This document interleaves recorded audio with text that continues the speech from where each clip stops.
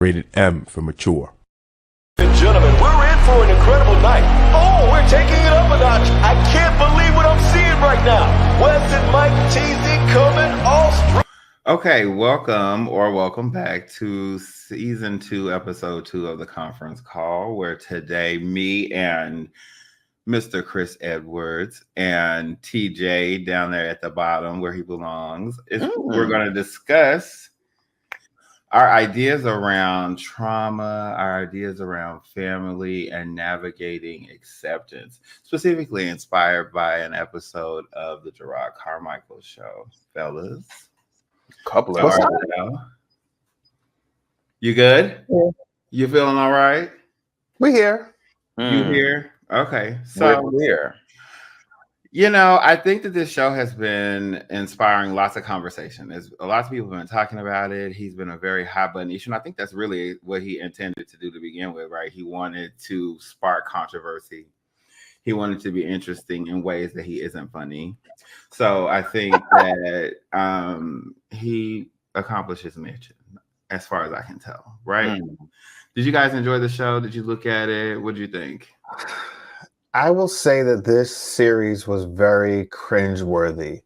I'm being serious. I felt embarrassed to at certain points, and I kind of felt bad for family members to a certain degree. I don't think he did himself any justice. He actually walks away from this show, I think, kind of unredeemable in a way to me. Yeah.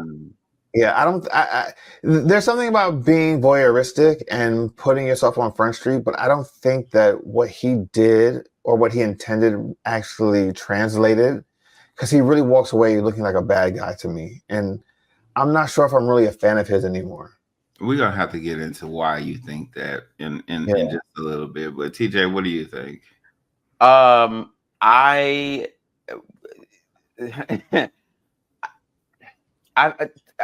kind of disagree with Chris, to be honest. I think he did exactly what he intended to do, which was look kind of like not an all-around bad guy, but a very deeply flawed human being. Yeah. Because he had control over the narrative. He had control. I'm assuming he had control over, the final product, and he said, yes, put that out. So I'm assuming that was his intention. I mean, there was an entire discussion around the final product between he and his friend on camera during the show. But that's another thing for us to consider. That doesn't mean it's always the right decision. One thing that I can say is that this show inspires audiences to try to move away from the dichotomy of like good and bad, and like really just think about people as they are. And so when I was watching it, the one thing that I thought about over and over again was like liability, right?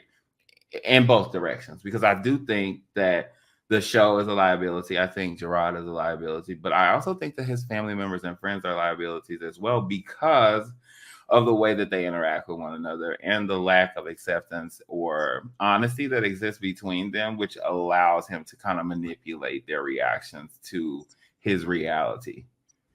And I think that a lot of that is based on financial need. Oh, I'm not going to disagree with you on that.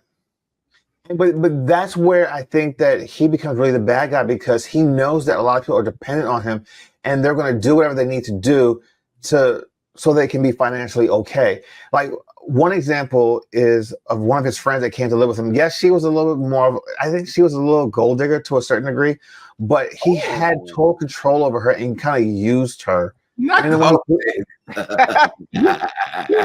goes to someone's doorstep without a plan and like, oh, I'm going to live with you because you got money? Like, you went back home after a month, so no. But he threw her out and didn't really he put her up in an apartment kinda, and was like, all right, I'm gonna pay for the first month. Now you have to figure it out. Like, who does that? Even I'm not blaming him completely, because she was at fault also. But it's just like he knew who he was before she went over there. Yeah, but the thing about it is he knew he had the power, and he used that power against her. Yeah. I'll give you that. Okay, come on, TJ. What you got to say? Get it out. I don't know. I guess I'm I'm seeing it, especially like the financial piece, I guess from, I don't know, maybe a different angle. Yes, he has this financial power over his parents because Mhm. I don't think he has it over anybody else in his. Why? Well, let me not say anybody else. His friends, the friends that we saw. Why? So specifically the friend who came to visit or whatever. The girl? Yes. Okay. I don't think he. I don't think it was power, but I do think he has the ability to manipulate her financially. Absolutely. And I think manipulation is power to some degree, right? But like the whole putting her up in an apartment, like just the way that he treats her speaks to maybe some of the financial underpinnings that's happened that maybe aren't discussed during the show. Okay. I mean, I'm not disagreeing that it was absolutely fucked that he made her believe that he got this apartment for her like permanently and it was only for a month and he did not tell her. Right. That was fucked up. But I don't know. I just feel like I guess I'm trying to. If I was in the place of the parent, yeah. I guess I don't know. I guess I mean, he actually said during the show, "How they gonna not welcome me into a house that I pay for?" Yeah, that. Yeah, and so I guess that would, if I was in their position, I guess I would take that into consideration. How do you think he was able to get them to agree to be on camera, specifically when he was showing them in their worst light? I pay for this. I pay for it. Okay, but I don't know. I just feel like. Okay, so the way I'm seeing it is, yes, my child is paying for all of these things, but it's based, a lot of this money has come from the way that I've treated him. It was So given let me get my shit together. Let me get my shit together because I'm living in this house based on the horrible way that I treated my child. But I don't think they saw it that way. They didn't see it that way. And I think that's the problem. At what point was they getting their shit together? I mean, clearly they. I mean, she prayed for him. She prayed the gay away for him on camera. Yeah, on camera. Yeah, and like she had to know, like I would think in order to get them to agree to release this, right, that they had to be able to see what was being released prior to it being released, right? They had to sign off on it. Yeah. So they may have had them sign off before they recorded beforehand, maybe. So that could be something different too. But I just, in my mind, I'm thinking at the point that I realized that you were trying to spotlight all of my shortcomings for the pleasure of your audiences, I would have been like, now why you think I'm gonna do this again? Like, and I could just imagine him being like, you do want to keep having somewhere to stay, right? Listen to me. Can I tell you something? The only smart person in this whole entire show was the friend that had the ski mask on. He was like, you are not going to embarrass me. Yeah, he was very smart about that. And I'm quite curious actually to know who he is. I'm pretty sure it's probably easy to find out. I just haven't even Googled. I think it's Michael Rappaport, to be honest. I'm not sure who that is. I feel like I know that name, but Google him. But it's hard for me to not be on his side. I can see that. Has he done some egregious things? 100%. Horrific things, 100%. But when it comes to his parents, it's difficult for me not to side with him. What makes you think that? What makes me think that? Yeah. Because I feel like it's really easy for parents to love their children unconditionally. And the fact that I'll speak specifically about his mom because we got more time with her than his dad. Mm-hmm. Specifically, I feel like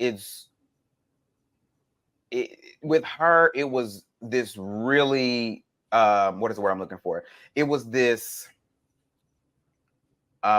staunchness of remaining, and this bullheadedness of remaining where she was. They were the same person, though. They were the same person. Like, I hear what you're saying. I get it. And I guess maybe I understand both sides of it because I've been him, not really, but like sort of, right? I know what you mean. And I'm also a parent, right? And so in my mind, I see it all play out, but I also see them both being the same person, right? I see her being resolute in her position with her religion, and I see him being resolute in his idea of what acceptance and love looks like. And unfortunately, you just can't impose your version of love on other people. Like, you can tell them what it takes for you to feel love, and if they aren't able to give it to you in the way that you need it, then it's up to you to decide whether or not you're going to remain in relation with them. Let me ask you something. Actually, both of you. I understand the deep pain and hurt that he feels with the rejection of, his parents, but especially his mother, and how they didn't acknowledge the fact that how they treated him when he came out to them. And, but do you think that doing it on a national platform where you talk about your parents and then bring them on there and do it in that way is appropriate? Like, would you ever do that to your parents? I don't think anything about anything that was going on in that show between any of them required being on TV. It didn't. Like, those were private. I enjoyed it. I enjoyed watching the mess. No, I get it. I mean, but it's just like, why? Like, what did you accomplish by embarrassing yourself and your parents? I'm sure he didn't see it as embarrassment, but it was so cringe-worthy for me. Like, there were parts where I was like, I felt very uncomfortable watching it. I think that was the point. I think that was the point. But that's so mean. That is so mean. Just because you didn't get the reaction you wanted when you had a private conversation does not mean you have to do this publicly and embarrass your parents. I think he gave an explanation for it. I just don't know whether or not people accept it. It sounds like you didn't accept his explanation. Not at all. His explanation for why he was doing it on camera, TJ. Well, I don't remember what his explanation was. His explanation was that the cameras gave him the courage that he needed to have. Oh, I understand that. Here's the thing. All right, I'll give you that. Record it. Don't release it. How old is he? Late 20s? Hold on, let me see. No, he has to be older than that. If he only in his late 20s, life have lived him. Yeah, 37. He's 37. Okay, that's more like it. 37. Yeah, that's he should know better. Right. He should know better. No. He's 37 in age, but in emotion, he's much younger. Like 25. Much younger. Yeah. Maybe younger than that. Yeah. And you know why I say that? Because look at how he treated his boyfriend, the person that he loved. It's one thing to do what you're doing, but be honest and open about it, and then not try to manipulate the situation so that your way is the only way to see it. Like, he was jealous of the fact that they agreed to have an open relationship, and the reason why they did that was because he was already cheating on him. Well, the boyfriend wasn't no saint either. Well, no, but that was after the fact. That was after he said, "Let's do this." Yeah, but the tea is like, you can only convince a motherfucker into doing something that they were interested in doing. Look, I'm not. I don't know that. All I know is I'm just saying. Wait, I have a question though. Okay. I want you to consider it. Just go with me for a moment and just consider this and think about the possibility. I really think a lot of what we see with him is a fetish for shame, humiliation, and confrontation. I can see that. Oh. I can see that. I totally could see that. Meaning you think he enjoys being shamed? Yeah. Yes.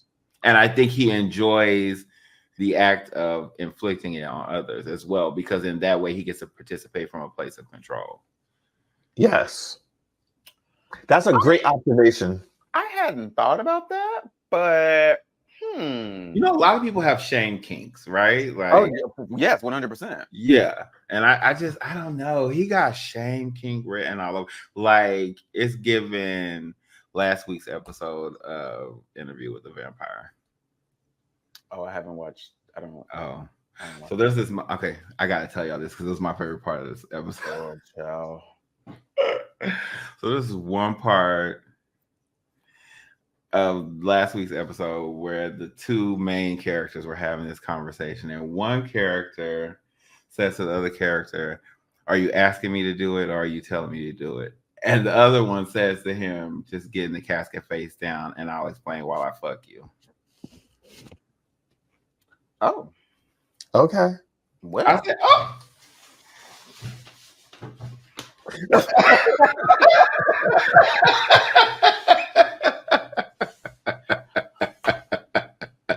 now, I mean, But like it was giving very much that energy, right?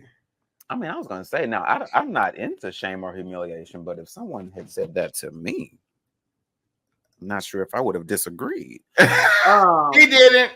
I kind of like being told what to do. He did Anyway, disagree, but like I don't know. I thought that was an interesting angle, interesting perspective that we could explore or think about for him, because I think control and liability are at the heart of what's happening in this show, right? I agree. Like, it's just about control and exercising that control in ways to fulfill or mend unhealed hurt. Yeah, I control for sure, and that's why again that I am typically on his side when it comes to the dynamic with his parents. Mm-hmm. As I said numerous times on the episode, the recap episodes or the tweet episodes I did about this show, I am not a parent, so keep that in mind about when I say things like how I feel a parent should be. Mm-hmm. But it's really difficult for me to understand how a parent cannot simply see their child as they are however they are, whether they are gay, trans, or even like less serious things, like they go into a profession that the parent did not see coming, or like whatever. It's really difficult for me to empathize with the parent when they do want to access that, or when they want to try to control their child in that way, where you could just be like, this is the journey that my child is on. In some cases, these are the choices that they have made, and therefore I accept it. As long as they're not harming anyone, as long as they're not doing anything illegal, whatever, let them, find their own path throughout life. So I really struggle with a parent trying to control their child in that way, because I feel like parents, even before birth, parents have this vision of what their offspring is going to do, what they're going to be. And the second or the moment that child either rebels or shows, something different, it becomes this huge problem. And I'm just like, what did you think this was when you decided to give birth, when you decided to, get pregnant or whatever? Like, did you think that this was going just to be a carbon copy of you? Like, how do you think that? I don't understand. Well, I think a lot. Go ahead, Rex. Go ahead. Go ahead. No, I think a lot of parents do put a lot of pressure on and expectations on their children to have the life that they wanted to have. And that's where they're wrong. When parents do that, they automatically set themselves up for failure. You cannot have a predetermined outcome for what your children are going to do. You are always going to be disappointed. And, that's why, like, granted, I talk about how I just disagree with a lot of the decisions that he made for this show and bring his parents on. But I want people to understand, I do not excuse the behavior, especially of his mother, and how she treated him, and how she was not fully accepting of him. She was like, "Oh, I love you," but it was always a conditional love. You know what I mean? It's just like, "I love you, but I just wish that you can I'm gonna pray away the gate for you. You'll eventually come around, And even like when she was around his boyfriend, oh, his friend, like, stop disrespecting me in my space. Like, that bothered me more than anything else. It's just like, all right, I have you in my space. I welcome you in my home. Respect my home the way I respected your home, as far as acknowledging who these people are in my life. Like, this is the person that I have decided to be with, even though he disrespects him too, but that's whole other subject. Respect that. Like, it's just like, I couldn't imagine having family or friends come to my home, and them disrespect my husband. Like, nope, sorry, you gotta go. Like, that's not something I'm going to tolerate. So here's what I'll say, and let me just caveat what I'm about to say with the fact that I don't believe this is the way to be. I do think that there's a certain amount of growth and self-awareness that parents have to have that they don't always have. I didn't have it at first, because I think the truth of the matter is a lot of us have children far too early before we become fully developed adults. But I think as parents, children are often looked at as like the biggest investment you're going to make in your life up to that point. And like everybody else, you expect a return on your investment. And the return from the point of view of a kid is them to fulfill all the dreams that you have for them. And even though those dreams had nothing to do with you, right? Like, it's nothing that you were going to get out of it other than the enjoyment of watching this sort of prideful thing that happens when we see our kids do the things that we always hope that they will be able to do. But it's also the reality is, when you have that sort of expectation around what your kids are going to be, you have to grieve the death of that expectation. And some people don't process all the way through that grief to the point where they can be fully accepting of the reality of who their children are. And it hurts both the person and the kid. So I don't know. I had a lot of work to do. I even have gone back and had conversations with my children about who I wasn't when they were kids. And I always say to them, what I'm saying to you is an explanation, not an excuse. Like, I am just explaining to you that, I was also a young person when you were born. So I wasn't who I should have been or who I hoped I would be, that kind of thing. But, it is what it is. It is what it is. Like, you have to own your mistakes. I just don't think that his parents were capable of owning not at all their part in what was done, because they hadn't fully reckoned with their own bad behavior. So they can't offer him an acceptance that they haven't even been able to give themselves. Yes, and I think that's the truly unfortunate part, because once again, empathizing with Gerard,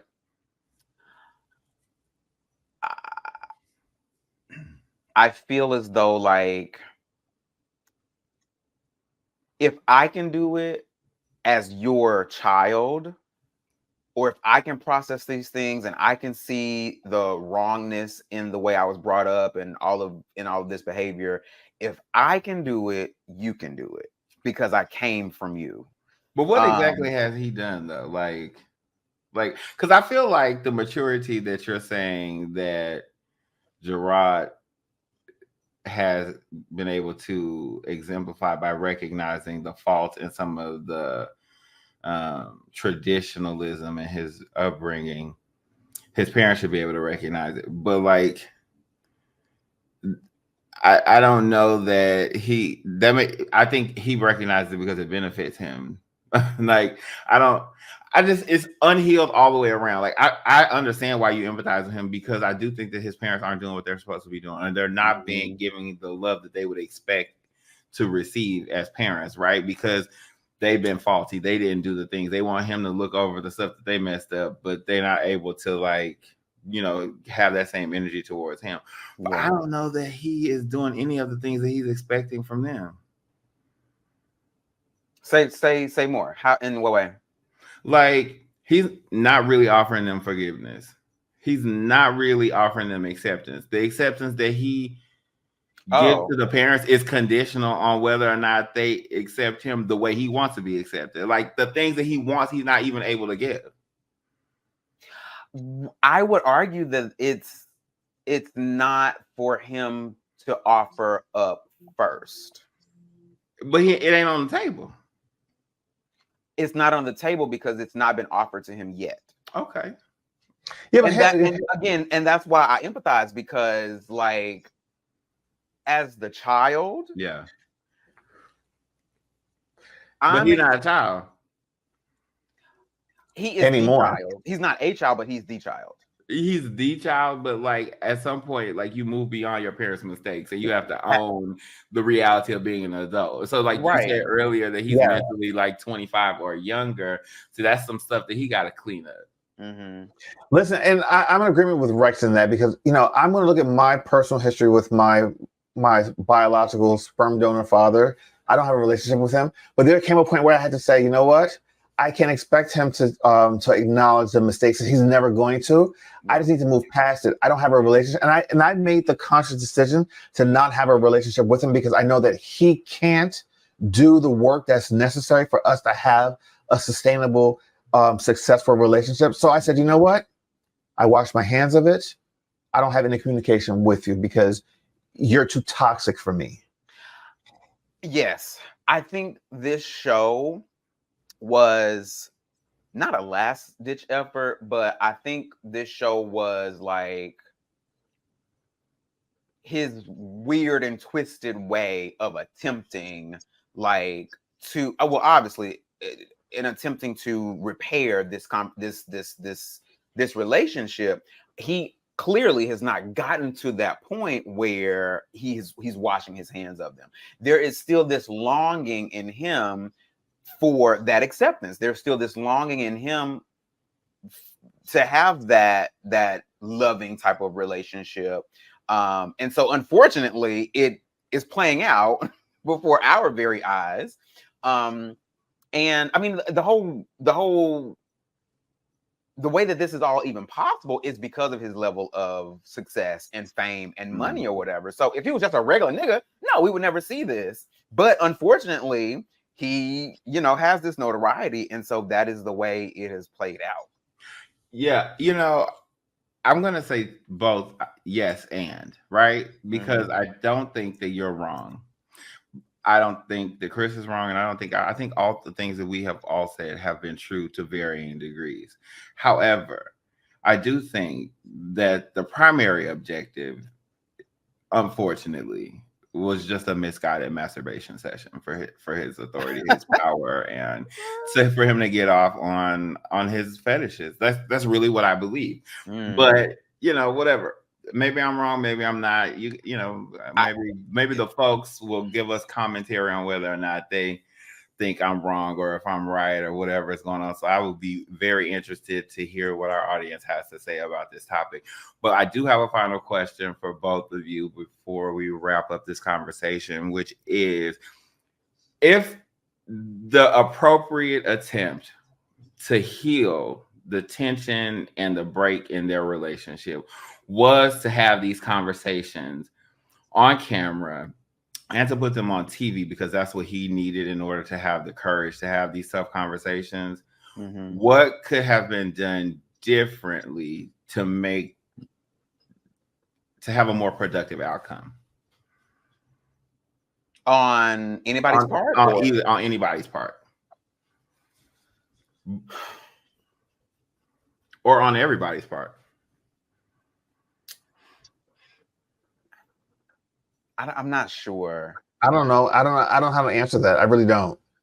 Me personally, I just would not have it. I would not have it on camera. Like, that's just something really personal. I think that they need to handle and get a really good understanding before you go and make it so public, because it's so hard to come back from this. This will live forever. Yeah. And even when they say they heal from it, they'll see it again and it'll open up those wounds again. This is permanent. Yeah. I mean, yes, I agree. There was a lot in this show that if it was me, it would not have seen the light of day. But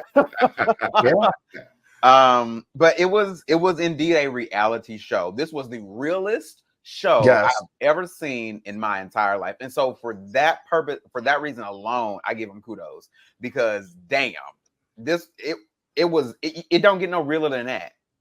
It was icky. I don't know if all of it was real. I do feel like some of the conversations were unnecessarily inflammatory, but you know, it is what it is. But what I will say is, But that's who he is, though. That's who he is. So I believe that everything was authentically him in that series. I really enjoyed this chat. Like, I really have been waiting to talk to you all about this, but we've been on break so long. Anyway, I would like to thank everybody for hanging out with us while we talked about our thoughts about the Carmichael show, the foolishness, the riggery, the unnecessary, the shade of it all. Yeah. And I look forward to having another chat with you fellas and our community shortly.